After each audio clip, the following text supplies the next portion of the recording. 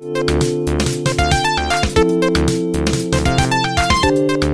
Curse is a new 10-episode miniseries from Showtime starring Emmastone, Nathan Fielder, and Bennie Safdie. The latter of the two, who aside from just starring in the show, were also responsible for writing and directing it. As a fan of Nathan Fielder from his previous work in Nathan for You, I was really looking forward to watching this one. And now that I have, I really want to talk about it. The Curse was a really enjoyable watch, packed full of excellent performances from the cast, its ability to maintain a building tension, its captivating drama, and offbeat hilarity with an unexpectedly fascinating level of depth to boot. The Curse surprised me in more ways than one, and is definitely a show I would recommend for its genre-bending, unconventional, and seemingly very meta approach to telling its story. Now, for some context as to why The Curse is the way it is, however, it's best to start with who Nathan Fielder is and what he is best known for. So Nathan Fielder is known best for his work from his hit comedy series Nathan for You, a series where Nathan himself pitches innovative but outrageous ideas to real-life business owners or individuals to boost their sales or garner more attention to their products or establishments. This show best exemplifies Fielder's signature comedic style, showcasing himself as a very dry, stiff, and awkward dude that comes up with these absurd ideas that many times manufacture a very hilarious result for everyone involved. The humor itself derives from Fielder putting real-life people into interesting situations, usually with a cringe-inducing result. This is typically because the idea is just so absurd in the first place, and is then combined with often strange or eccentric real-life people who believe Fielder's ideas are worth trying. This brand of humor strikes at capturing a form of realism that sets it apart from most other comedy shows that stem from complete fiction, attempting to appear as if it were real. Nathan for You stands out as it's a manufactured idea given to real people for a result that can't be anticipated. It's in this strange blend of reality show meets documentary meets psychology experiment that allows for a wild roller coaster of an experience that makes Nathan for You so entertaining. This brand of realism that's so pronounced in Nathan for You continues into Fielder's other projects as well, such as The Rehearsal, where ordinary people are used to manufacture a realistic conversation or an event on a crafted set to suit the situation for the purpose of making what's happening seem as real as possible. Fielder's work walks a fine line between fiction and reality, and this in-between place creates an uncanniness that is explored even further in The Curse.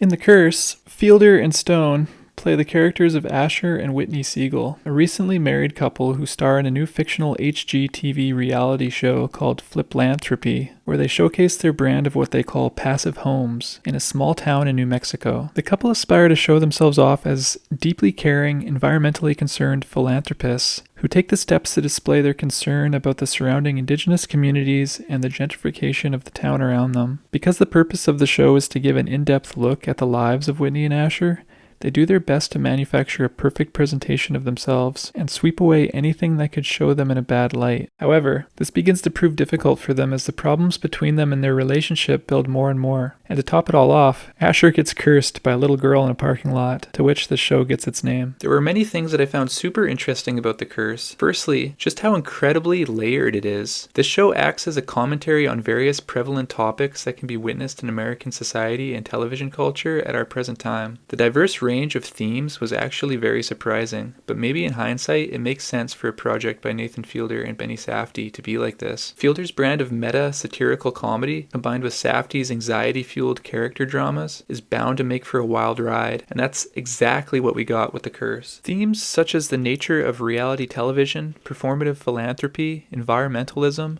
gentrification, and the exploitation of marginalized communities. We see these displays of virtue and allyship through elements of white saviorism and white guilt, most of which are used by the character of Whitney to save face from her history associated with the title of being a slumlord, as she and her family accumulated so much real estate from the city she recently left. Because of this, Whitney does her best to instill this righteous demeanor as an attempt to appear as if she's helping the community by flipping properties into eco-friendly homes, even though nobody in the surrounding area can afford them, and she believes that she is helping. And if problems arise, she throws money at it, thinking that that's all it'll take to rid herself of the problem. The characters all have their demons, and to see how they try to tackle these aspects of themselves through the show takes them to some interesting places. Whitney, with her desire to be seen as a saint, and Asher to maintain his relationship to Whitney, doing all he can to retain and heal what seems to be on the brink of collapse. The performances of Nathan Fielder and Emma Stone are incredible. Emma Stone nails everything she's in, while Nathan Fielder is,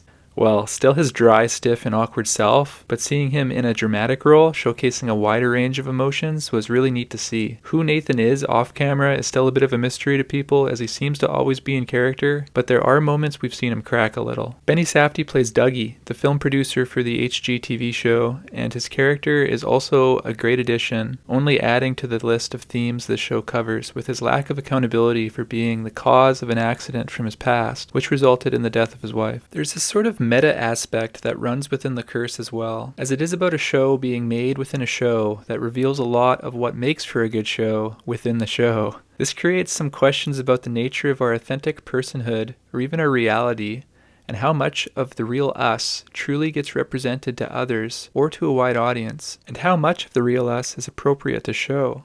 Though reality television wants you to believe it's capturing everyday people going about their day-to-day lives, while also revealing their authentic selves, we all know everyday people and everyday lives don't usually make the cut for television. So with that said, The Curse is also a satirical take on the fictitious aspect of the dramatization that occurs on reality TV shows, to capture a higher entertainment value for viewers, basically manufacturing drama for entertainment's sake. We see this playing out all the time in reality shows, where the conflict is manufactured, or the actors involved have to play up their emotions to cause friction, only to stir up a more entertaining episode. Even in the first few minutes of The Curse, we are shown this, as Dougie is trying to capture a heartfelt moment between an unemployed man and his mother, after being told by Whitney and Asher that they found him a job. The mother shows little emotion over this news, which isn't good enough content for the camera, causing Dougie to have to fake the look of tears in her eyes to get the shot they desire.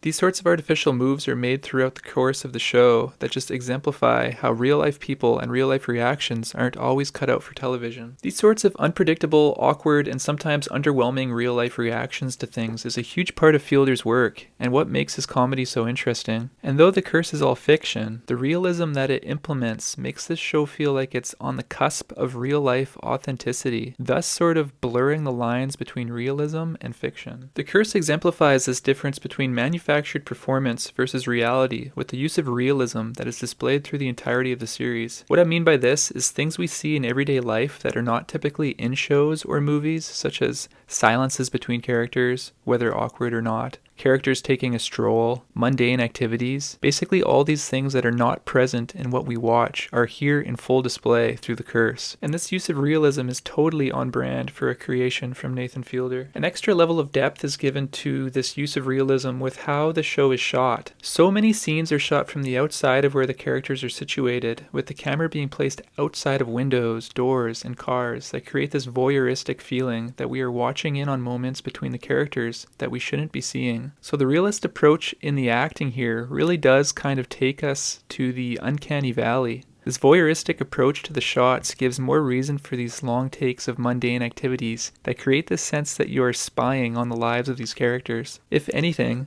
it captures a realistic portrayal of people going about their life rather than a clean-cut edit for a cohesive and tightly edited portrayal of life that's typical of this form of entertainment. To contrast this realism, the show gives us a handful of surreal events that add a lot of intrigue and dread to the events within the show. I don't intend to spoil the show in this review, so I won't touch on these elements much, but they make for some pretty interesting scenes, especially near the end of the show, but that's all I'll say on that. Another highlight for me to point out was the music in the series. The use of music from John Medeski overlaid through much of the series is this synth-based electronica or dark ambience that sort of conflicts with the nature of the show. It's conflicting as it seemingly doesn't fit, but it definitely gives the show an even stranger vibe due to this contrast. The music tends to feel dark and foreboding, which adds a level of dread to the show that I found really cool and actually pretty funny. It almost feels like you're watching a horror of some sort just due to the dark ambience, which many times appears like a strange choice of music for what is happening on screen, but the effect is powerful, and only adds to the intrigue of the series. If anything, this sort of clash of suspense, horror, and comedy reminded me a lot of David Lynch's latest project with Twin Peaks: The Return, a show which I'm very fond of for all sorts of reasons. But this sort of absurd meta-comedy of The Curse, layered with dark happenings and dread-inducing music, made me want to make the comparison. Overall, The Curse was an incredibly layered, unpredictable, and wild experience.